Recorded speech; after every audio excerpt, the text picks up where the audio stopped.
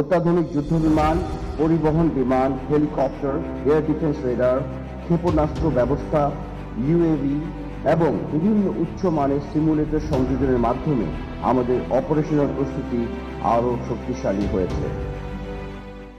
বিমান বাহিনী প্রধানের এমন বক্তব্যে একেবারে স্পষ্ট হলো আগের যে কোনো সময়ের তুলনায় শক্তিশালী এখন বাংলাদেশ বিমান বাহিনী।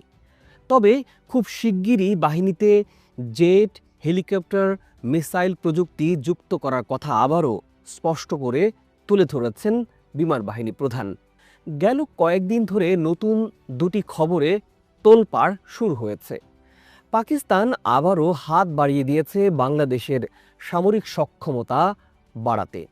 তার মাঝে একটি হলো বাংলাদেশের যুদ্ধ বিমানের পাইলটদের এবং গ্রাউন্ড ক্রু মেম্বারদের প্রশিক্ষণ দেওয়ার বিষয়টি। আরেকটি হলো JF-17 থান্ডার যুদ্ধ বিমান কেনার বিষয়টি নিয়ে।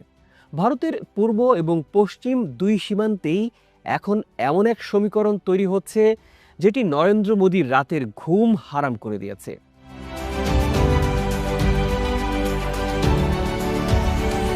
দীর্ঘ 5 দশকেরও বেশি সময় পর এমন এক ঘটনা ঘটতে যাচ্ছে যা অকল্পনীয়।